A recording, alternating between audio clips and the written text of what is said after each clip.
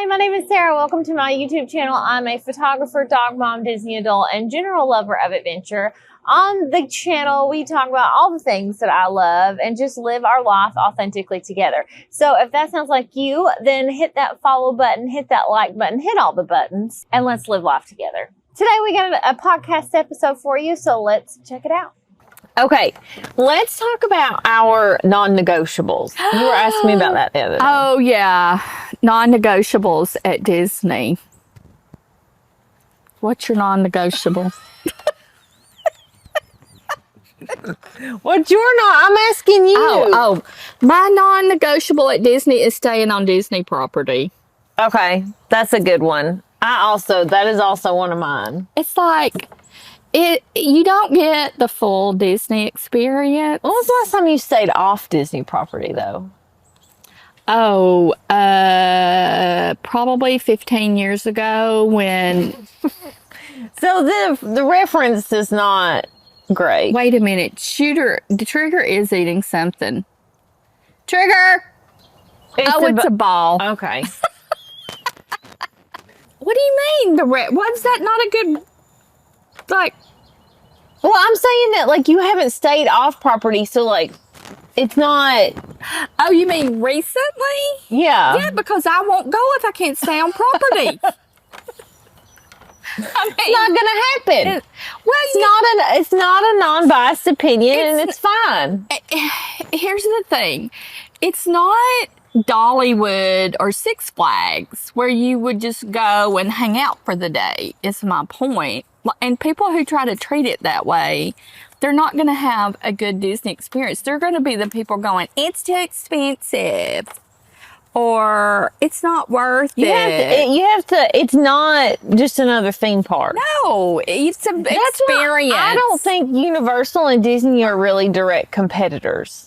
Because true. It's almost apples and oranges. I mean, yeah, sure there's rides, but it's just overall a different experience. The people who don't like going to Disney are the people who don't understand that nuance to me. Right. Like, this is not just a theme park. Right. It is home. It is heaven. It is a spiritual and emotional experience. The dopamine. Yes. I'm like, you just don't understand the magic. You know what? That's what it is. It's believing in the magic that you really are in the Disney bubble. Well, and that goes back to what you were saying about the Disney property. Yeah. Because I think when you stay on Disney property, you are in the bubble. Yeah. You never leave the bubble. Like, you ride Disney transportation to the rides. You eat in the room. I mean, you can save money still doing that. But look, if you're going to do Disney, I mean, just save for it. Just save for it because you're not going to have a good experience.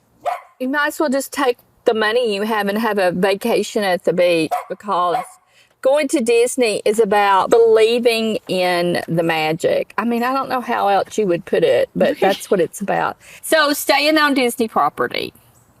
That's the only one? Give me 3. Okay, non-negotiable. Staying on property. And that's also one of mine.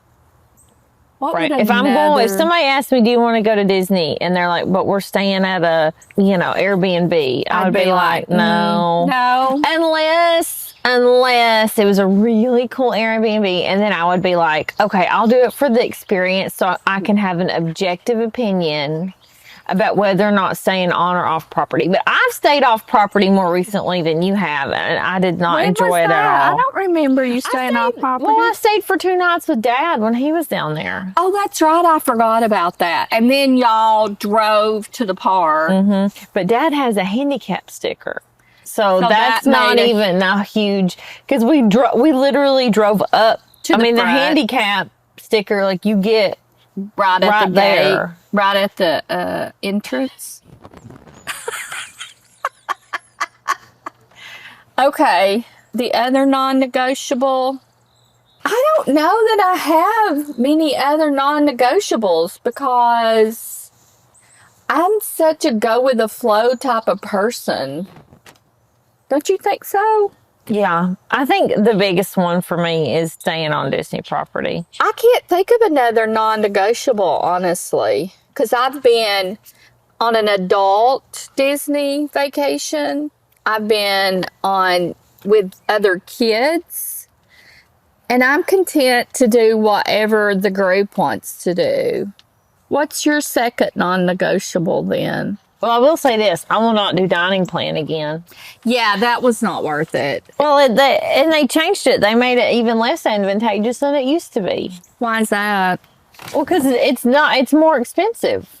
And you got to, like, figure all the dining credits and stuff. Yeah. And, like, some meals are more credits than others, and some meals are more credits than others at different meals. So, like, breakfast will be more or less. They don't educate the Disney. What are they called? They're not staff.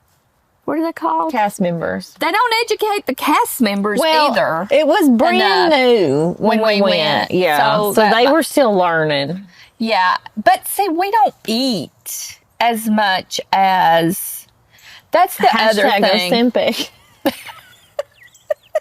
Hashtag Ozempic. Thank you, Ozempic. Sponsor. Well, we don't eat breakfast.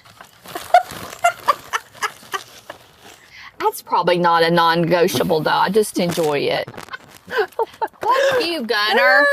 Okay, everybody's getting down off the... We're trying to do stuff here.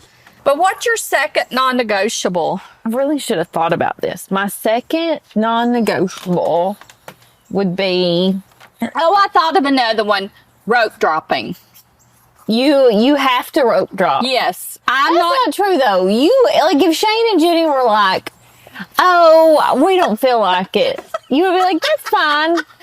Okay. That's not a non-negotiable for you. That's just I like to do that. Well, the reason I like to rope drop is because there's, it used to be you could go at times where there were low park volumes, and there's not a low park volume anymore, I don't think, at all, no matter what time of the year you go. Yeah. So when you rope drop, okay, here's the difference. If your goal is to experience as many of the attractions, and by attractions, I mean shows and rides, then you have to rope drop because it allows you to do more because you get there before the crowds get really heavy. Yeah.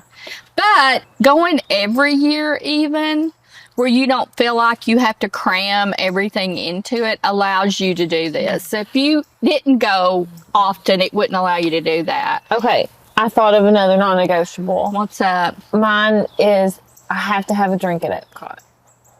Oh, that's not a... For real? Yeah. If I'm going to go to Disney World, I'm going to Epcot, and I'm having at least one drink at the World Showcase. Like, I'm not going and, like, not doing that. I'm not necessarily going to drink around the world every trip. But you're going to have at least one? Yeah. I have to eat, like, because that's one of my favorite things to do. It is. See, that's not a non-negotiable for me. And a very close non-negotiable is... I lost it. Is seeing the castle. That's a very not close non-negotiable for me. Oh. Like, I'm not going to go to Orlando and go on a trip. Go to Magic Kingdom. I've done trips and not gone to Animal Kingdom. But I'm not going to go and not just lay go eyes to on Epcot or just go to Hollywood Studios. I'm not going to go and not lay eyes on the castle. Okay, so your second non-negotiable is having a drink, and your third is seeing the castle. Yeah, even if I just literally walked in, bought a coffee, or just walked down Main Street and walked back out. But, okay, so here's the question. You are an annual pass holder. You couldn't do that if you weren't an annual pass holder. That is correct. I mean, I could. It would be stupid. Well, yeah, it would be stupid to get a park hopper just so that you could go pay the money for a park hopper just so that you can lay eyes on the castle. That only allows you to do that if you're an annual pass holder. Always be an annual pass holder. You are not an annual pass holder. I know. I'm a day pass holder. Her and her day pass. My day pass. I'm a wannabe. She wants, AP. Yeah, she's looking for her DVC. They can I'm looking upgrade for her to yes, AP. Yes, I'm looking for my DVC. Which I'm looking for a man in Disney. I need to get on those Disney dating sites That's a thing? Yes. Oh. Have you not? So the reason I know it's a thing is because you know my TV show that I love to listen to, Jeff Lewis Live. I don't know. Am I one of those people? Am I really one of those people? What? One of what people? Yeah, I guess I am. That would be on looking for somebody on a Disney app. What do you think those kind of people are on the Disney? Us. Oh, oh, they're us. Oh, you mean we're there? Are you judging? Are you? Oh, What does that mean? I don't know. What? Like, what's your fear? What's the fear there? that they would be like weird. Are we the definition and I'm just ignorant? Let us know in the comments. Oh, I am that person. I forget sometimes that I'm that person. You're kind of that person through me, though. I'm not sure, had you not birthed me, you would be that person. Oh, that's a good point. Like, I don't think you would be a Disney person. No, I don't think I would either, more than likely. You're probably right about that. 100%. I don't know why. I think I bring a lot of whimsy. Yes. And you can't be a Disney person by yourself. Shit, yeah, you can. I don't think so. I love going to Disney by myself. Because I like to make content. I like to just sit and people watch. Yeah, I like to absorb it myself. I feel like you're even on a different level. I just like to sit and absorb being in the park. Okay, so that gets to the type of personality that likes Disney, I feel like. It's almost meditative for me. And I'll tell you why. Because I feel like it's like the same reason somebody might, and this is, people are going to roast me for this, I know it. Like, some people will go to like a beautiful overlook.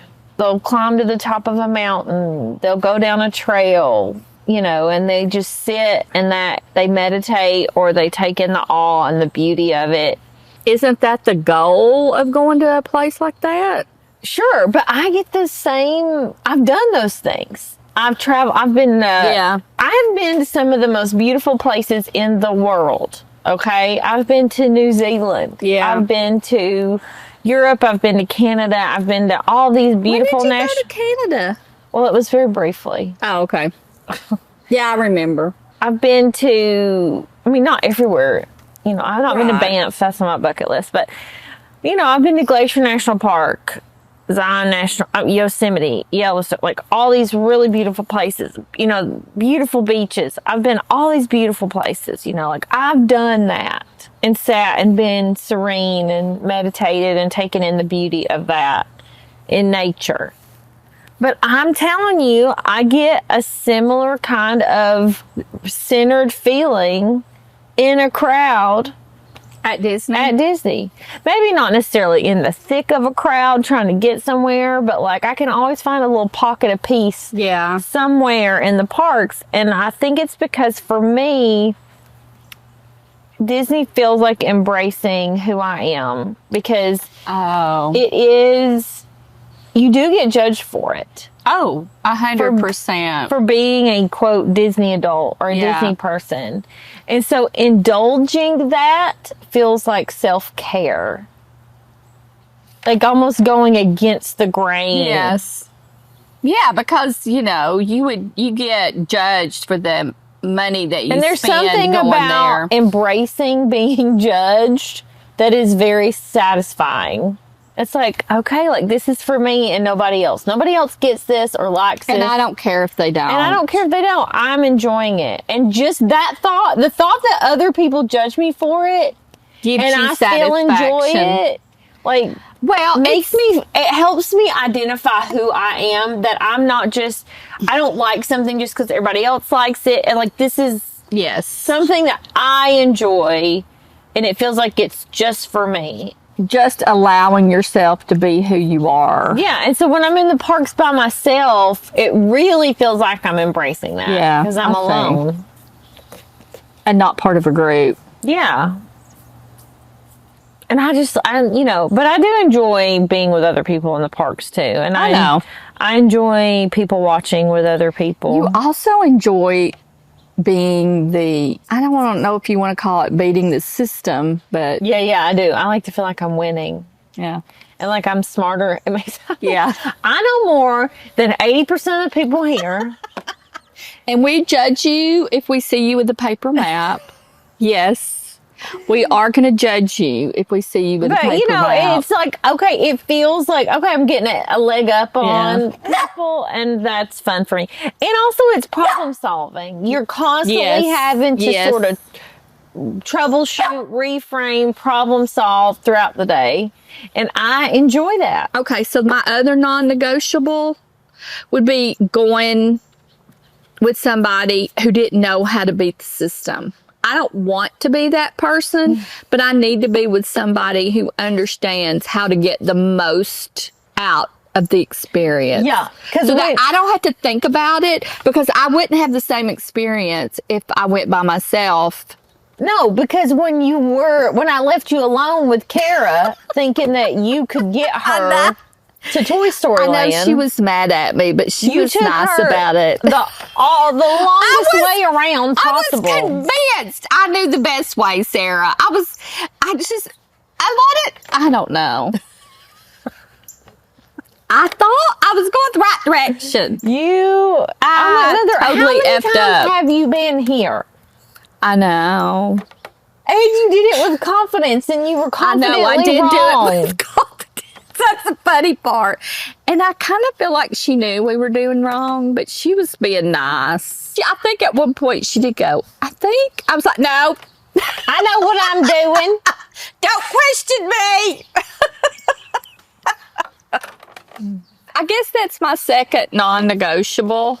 I have to go with somebody who knows how to navigate. What's your favorite Disney memory? Oh, gosh.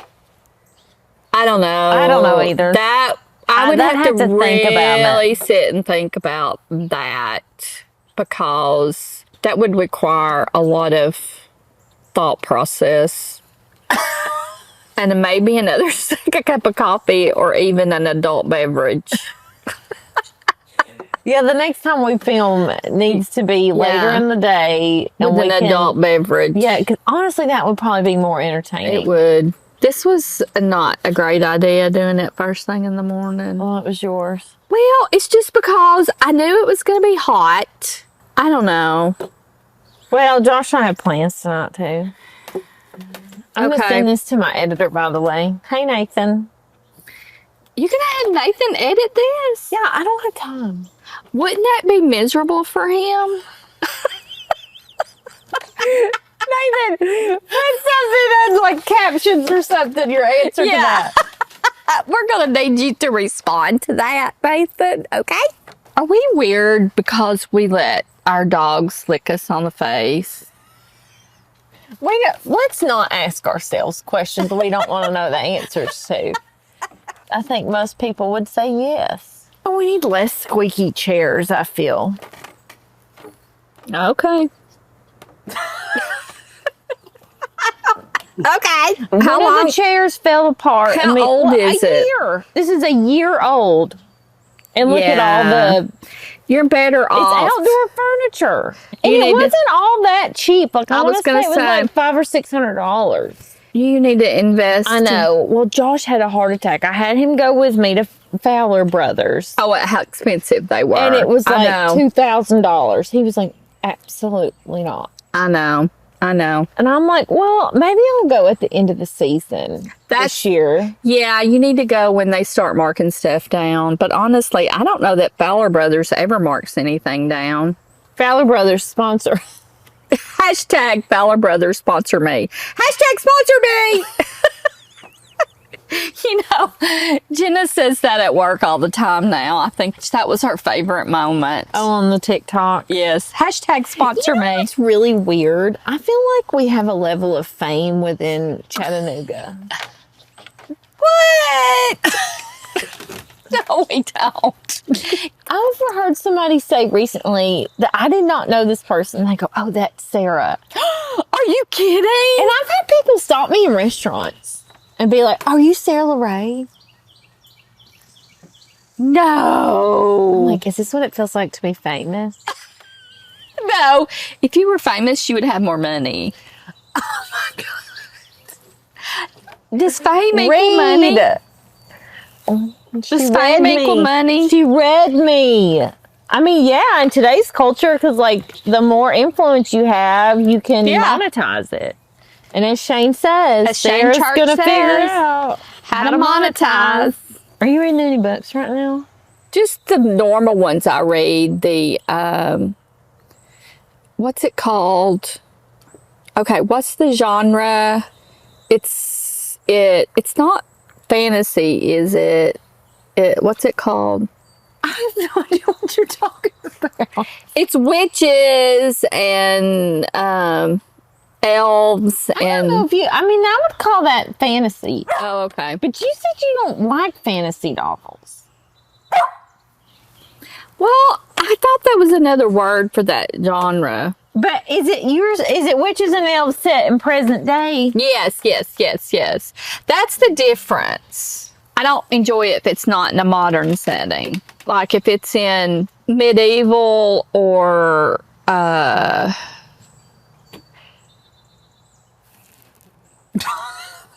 It's the only time period you can think okay, of. that's the only time period. What time period is the Sarah Maas books? What's the ACOTAR? What's that time period? I mean, it's not in this. I mean, it's not real. So I know, but it's still. I know it's not real. Like I know there's not a werewolf or vampire. Well, those aren't in those books anyway. In ACOTAR? No. Well, what are they about? Fairies. Oh, fairies. Yeah, but fairy is part of that. Aren't fairies part of that? Like, you have elves and fairies and witches. I mean, if I was going to put it in a time period of today, I would say. If you were going to label it, what would the label be? Because I enjoy the fantasy. I mean, honestly, kind of like medieval, because like the human world is like, you know, a king and servants. I don't peasants. like that. I don't like that. It has to be in a modern day setting if I'm going to read it. Did you read Crescent City? I did. And you liked it. Mm-hmm. But didn't it have a modern day twist on it? Yeah, it's like they have cell phones and email. Right. Yeah. And also Throne of Glass. You liked that one? I can't read it yet. remember if I've read Throne of Glass, but I heard somebody was talking about it on the radio show that I listened to, Kid Craddock. Was it that where I heard they were reading Throne? I can't remember. Or maybe it was that girl at work. Somebody. It was either a national radio show or a random bitch at work. That's how my brain works too. Just input of information. Yes. Sources, irrelevant. Yes. What are you reading? Nothing right now. Jenny and I were talking about doing something for our next Disney trip. Did you read we were all gonna have of like the a pool ACOTAR day? series? Mm-hmm. Of course I did. I read the entire series in like less than a month. Like you did the Twilight series. The Twilight series I read in a weekend. Which, you know, Josh calls me a skimmer. See, sometimes I do skim. Sometimes. I'm looking for dialogue and plot points. That's really not reading the book. I agree with Josh. There's something about that that's cheating. It's almost cheating. You're just mad because I figured out a life hack. that part of the book is important to, you just want to get to the color you know shirt what? she has on. I want to get to the sex part. I was going to say, you're reading it with an agenda. It's that. Not necessarily. It's not just the sex part. All of that content, what's that called? The, Fluff. all of that. That's what I call it. Oh, it's not fluff. It's setting the stage. I don't care what shirt she has on, or that there's a green velvet chair in the corner of the living room. That's painting the picture. My picture's painted. This is the thing. You know what it is? I have a better imagination. So, like, I'm imagining my own shit. Oh, so you're not. Okay, so here's how I read a book. Which makes sense, and why Josh Gillum and Jenny Gibson, that's y'all the all difference. want to read the details and have it painted because for we you. are an observer of what's happening. You're not an observer. You're one of the characters. Oh my gosh. That is the difference. That is I just had an epiphany. Oh my. You're a character, not an observer. You know what? That's why I can only really read and identify books of women who are my age and gender. Because you're putting yourself in there as a character. Yes. Everybody always says I have main character energy. That's 100% true. And you got that from a combination of me and your dad. You're telling me that when you read a book, you are not envisioning yourself. No. What? Did you think everybody read books like this? No. That's why I read crime novels and. Oh, see, I don't like. Yeah. See? Okay. Yeah. That's why you only read that genre. I like to read. Well, I've read John Grisham. I enjoy his. I'll read it, but I don't like get obsessed about it. Right. That's why. Wow. You need to unpack that. You're telling me that Gillum. people read books and don't envision themselves as the main character. Yes. Why do you think people read true crime novels? Because they're stuff like that? Well, maybe. You know, there's a book that you can read. I have to ask Heather, but it is Am I a Sociopath? Or like... No, I mean, there are sociopathic tendencies in, it's a good book. I mean, it's not like you're going to go out and get on top of I don't know what I'm trying to say, but anyway, I don't put myself in I'm an observer, not a character, and you're a character. I'm literally, my mind is blown right now. It's like people who don't have, like, you know, there's people that don't have inner monologues. For real? Like they No, that's not true. Yes. Everybody has an inner monologue. Yes, look it up. Sarah. There are people who do not, like, have words in their brain all the time. Like right now, you don't have words in your brain.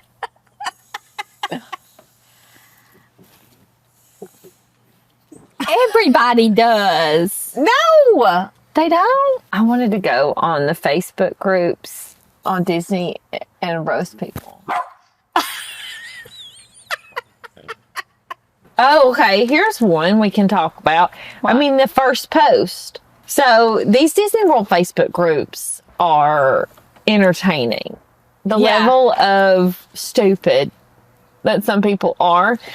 Like, the fact that in Facebook groups in general, it doesn't occur to people to search the group if someone's already asked that question.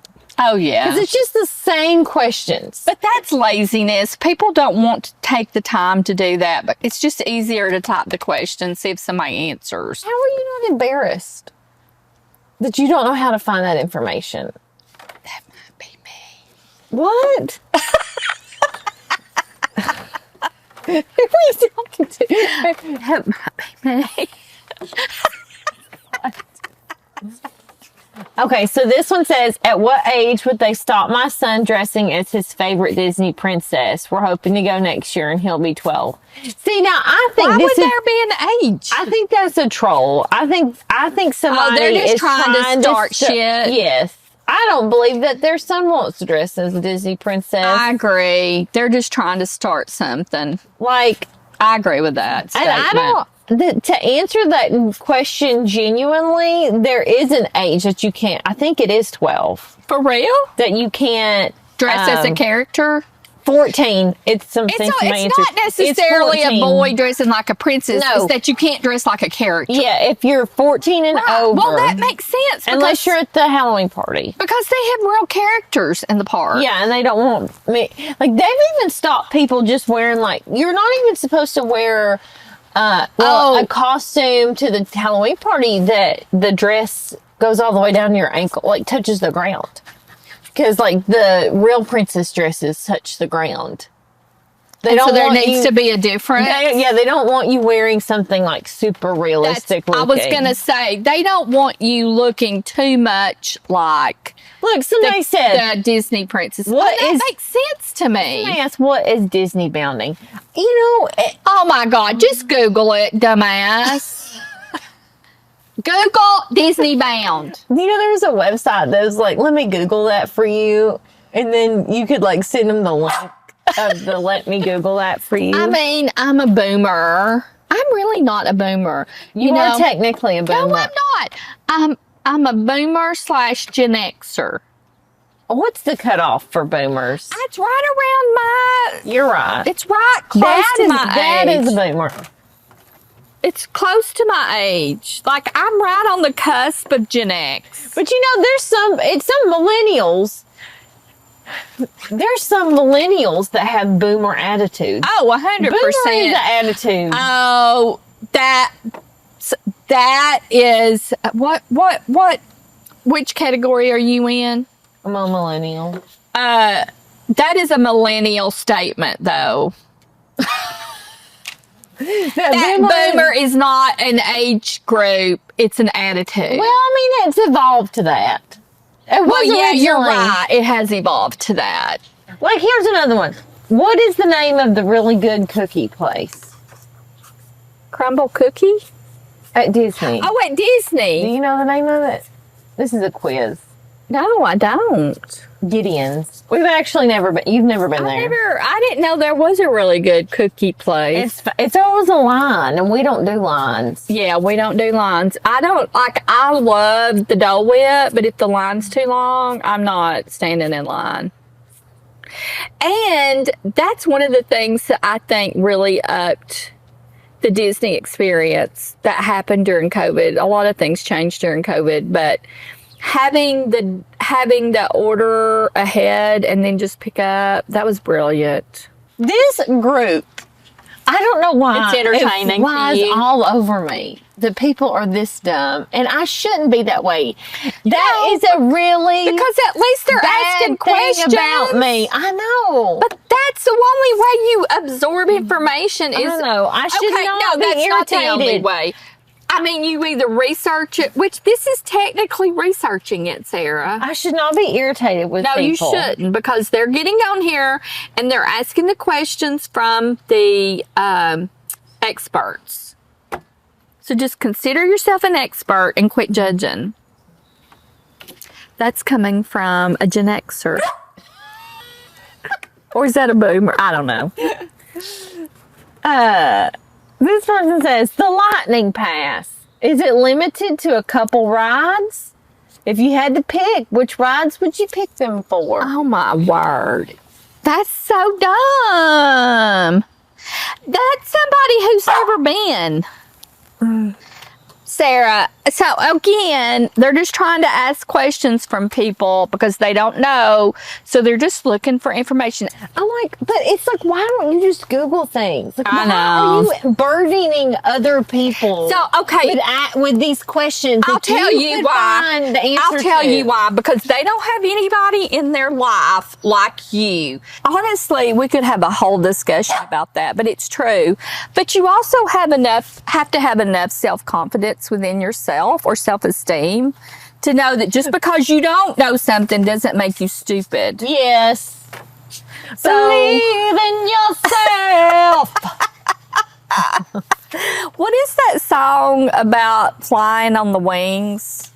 You are the wind. You are the beneath wind. my Yes. wings. I don't even know if that fit, but that's kind of what brought that to my You're just mind. look at me like, Mama's lost it.